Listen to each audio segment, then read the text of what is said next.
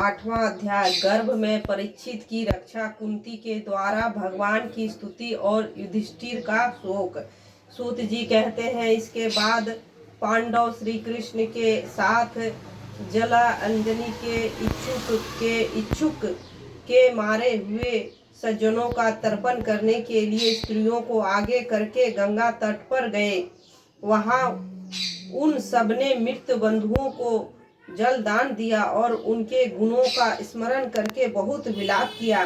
तदंतर भगवान के चरण कमलों की धूलि से पवित्र गंगा जल में पुनः स्नान किया। वहां अपने भाइयों के साथ कुरुपति महाराज युधिष्ठिर, धृतराष्ट्र पुत्र, शोक से व्याकुल गांधारी, कुंती और द्रौपदी सब बैठकर मरे हुए सज्जनों के लिए शोक करने लगे। भगवान श्री कृष्ण ने धौम्यादि मुनियों के साथ उनको संतावना दी और समझाया कि संसार के सभी प्राणी काल के अधीन है, मौत से किसी को कोई बचा नहीं सकता। इस प्रकार भगवान श्री कृष्ण ने अजात शत्रु महाराज युधिष्ठिर को उनका वह राज्य जो धूने छल से छीन लिया था वापस दिलाया तथा द्रौपदी के केशों का स्पर्श करने से जिनकी आयु छीन हो गई थी उन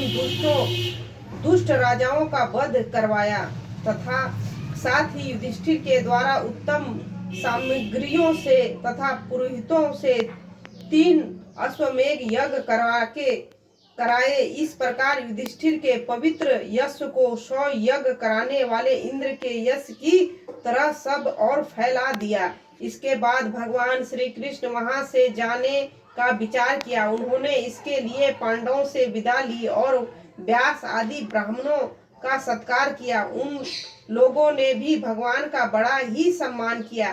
तदंतर सात्विक और उद्धव के साथ द्वारका जाने के लिए वे रथ पर सवार हुए। उसी समय उन्होंने देखा कि उत्तरा भय से विकल होकर सामने से दौड़ी चली आ रही है। उत्तरा ने कहा, देवादिदेव जगदीश्वर, आप महायोगी हैं, आप मेरी रक्षा कीजिए। आपके अतिरिक्त इस लोक में मुझे अभय देने वाला और कोई नहीं है, क्योंकि यहाँ सभी परस्पर एक दूसरे की मृत्यु के निमित्त बने रहे हैं। प्रभु, आप सर्वशक्तिमान हैं। यह दहकते हुए लोह की बाण मेरी ओर दौड़ा आ रहा है। स्वामी, यह मुझे भले ही जला डाले परंतु मेरे गर्भ को नष्ट ना करे, ऐसे कृपा कीजिए। सूत जी कहते हैं, भक्त वत्सल भगवान श्री कृष्ण उसकी बात सुनते ही जान गए कि अश्वत्थामा ने पांडवों के वंश को निर्वीज करने के लिए ब्रह्मास्त्र का प्रयोग किया है। सौनक जी, उसी समय पांडवों ने भी देखा कि जलते हुए 5 बाण हमारी ओर आ रहे हैं, इसलिए उन्होंने भी अपने अपने अस्त्र उठा लिए।